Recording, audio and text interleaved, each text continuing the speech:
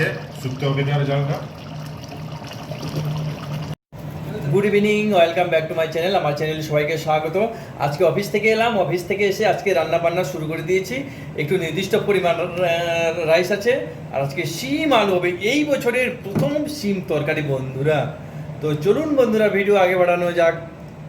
বন্ধুরা প্রথমে আমি কি করব, অনেকে পেঁয়াজ রসুন আদা লঙ্কা এগুলো করেন, তো আমি আধুনিক পদ্ধতিতে রান্না করছি। তো আধুনিক শিম আলুটাকে প্রথমে ভাজা করে নিই তেলের মধ্যে, ভাজা করে নিই। একদম ফ্রাই করতে হবে, শিম আলুটা একটু ফ্রাই করে নিই। এটা হারাটা খুশবুটা নিকাল যাবে। মাঝের মধ্যে চালাতে থাকতে হবে যেন শিমটা না লেগে যায়। তো আপনারা জানেন তো, শিম লেগে গেলে ওটা পুড়ে যায়, এটা তো টেস্টি হয় না। তো মাঝে মধ্যে একটু চাল নাড়িয়ে খাওয়াতে হয়। কড়াইটাকে ওখান থেকে নেমে রাখলাম এখানটাতে। তো বন্ধুরা এবার পেঁয়াজ রসুনের পালা। দেখতে পাচ্ছেন বন্ধুরা, পেঁয়াজ এখানে লাল হওয়ার জন্য দিয়ে দিয়েছি।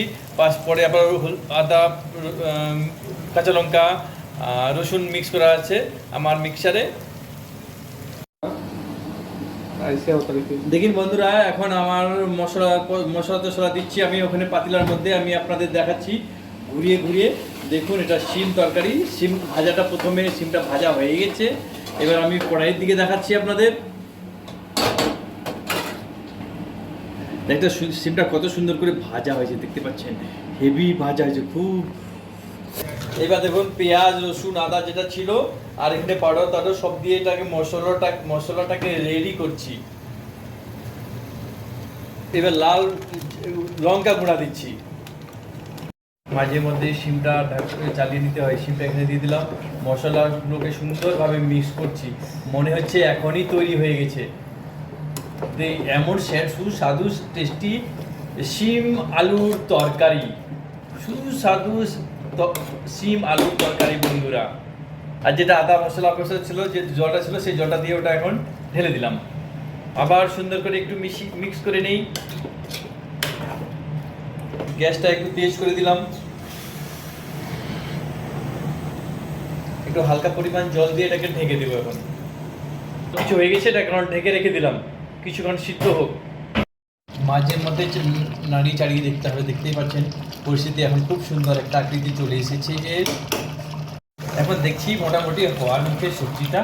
দেখতে পাচ্ছেন বন্ধুরা, কালারিংও চেঞ্জ হয়ে গেছে আর সুন্দর একটা সুস্বাদু গন্ধ বেরিয়ে গেছে বাইরের দিকটাতে। দেখুন বন্ধুরা, দেখতে পাচ্ছেন বন্ধুরা, শিমের তরকারি অটোমেটিক রান্না হয়ে গেছে। তো চলুন বন্ধুরা এখন খাওয়ার পাত্রে। তো দেখা যায় ওখানে কেমন টেস্টি হয়েছে সেটা আপনাদের একটু ক্লিক করে দেখিয়ে। তো ভিডিওটা এখানে বেশি বাড়ালাম না, এখন সরাসরি খাওয়ার পাত্রে চলে যাব। বন্ধুরা দেখতে পাচ্ছেন থালার মধ্যে আমি শিম তরকারি আলুটা নিয়ে নিয়েছি, আর ছোটো ছোটো টুকরা টুকরা করে নিয়েছি। রুটিতে আমরা খেতে সুবিধা হবে। আর কেউ নিচে রাখছে আমাদের সবাই নিচে রাখছে। আর ভাতও আছে আমাদের, আবার ওইতে ভাতও আছে দেখতে পাচ্ছেন, রুটি আছে, ভাত আছে, আর শিম আলুর তরকারি।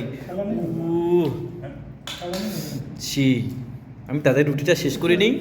দেখতেই পাচ্ছেন বন্ধুরা, আমি শিম রুটি খাওয়া হয়ে গেছে, আমি একটু তরকারি আছে, তরকারি দিয়ে ভাত দিয়ে এখন খাবো। ভাতে গরম গরম ভাত, সেই টেস্টি। এখন আমি চিকেন মটন খাওয়া একটু ছেড়ে দিয়েছি।